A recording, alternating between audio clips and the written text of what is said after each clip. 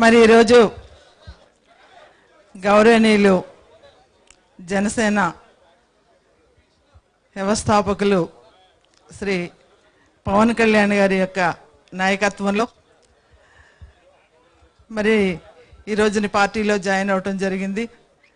మరి నాతో వచ్చిన నా నియోజకవర్గ అన్ని వర్గాల వారికి కూడా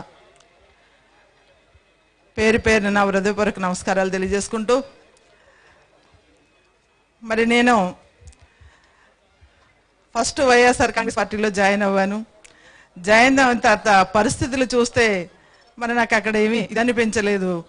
తర్వాత మరి నియోజకవర్గ నాయకులందరూ కూడా మీరు ఒక్కసారి పవన్ కళ్యాణ్ గారిని కలిసి రండి, ఆ పార్టీలో మీరు జాయిన్ అవ్వాలో లేదో ఆయన మాటలు చూసి దాన్ని బట్టి మీ నిర్ణయం తీసుకోండి అని చెప్పడం జరిగింది.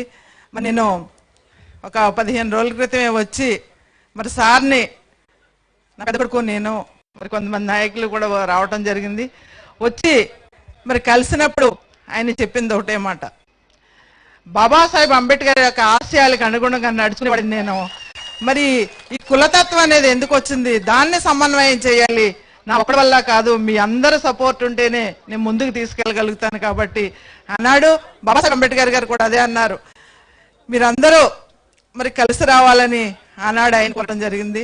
మరి అదేవిధంగా ఈ రోజుని పవన్ కళ్యాణ్ గారు మరి అదే కోరారనమాట. ఖచ్చితంగా ఈ సమాజంలో మార్పు తీసుకురావాలి, ఈ సామాజిక వర్గాలు మరి ఏ విధంగా పరిపాలిస్తున్నాయో దాన్ని మనం ధీటుగా ఖచ్చితంగా నేను ఏదో సీఎం అవ్వాలని కాదు కానీ ఒక మార్పు తీసుకురావాలి. ఈ మార్పు ద్వారా మరి నిజంగా నేను కలిసి వెళ్ళి నియోజకవర్గంలో తిరిగినప్పుడు చాలా మంది కూడా మా ఎస్సీ కమ్యూనిటీలో కానీ బీసీ కమ్యూనిటీలో కానీ మిగతా కమ్యూనిటీలో కానీ చాలా అంటే కాపులందరూ ఎలాగా చేస్తారు ఈ పార్టీకి, కానీ మిగతా కమ్యూనిటీల్లో స్పందన ఎలా ఉందంటే ఖచ్చితంగా ఈసారి మార్పు కోరుకుందామమ్మా, మీ వెంటే ఉంటాం మేము అనే మాట మరి ఒక భరోసానిచ్చి మరి ఎదురుకొచ్చే పరిస్థితి ఈ రోజుని మేము నియోజకవర్గంలో చూస్తూ ఉన్నాం సార్. ఖచ్చితంగా మరి ఆ భరోసాని మేము నిలబెట్టుకోవడానికి మీ అండదండలు మాకు అందిస్తే తప్పనిసరిగా మీ యొక్క నాయకత్వాన్ని బలపరిచి మీ జెండాని నియోజకవర్గంలో రెపరెపలాడించేలాగా నా వంతుని కృషి చేస్తానని తెలియజేసుకుంటూ మరి మరొక్కసారి ఈ అవకాశం ఇచ్చిన మీ అందరికీ ముఖ్యంగా పవన్ కళ్యాణ్ గారికి మరి హృదయపూర్వక నమస్కారాలు తెలియజేసుకుంటూ సెలవు తీసుకుంటాం.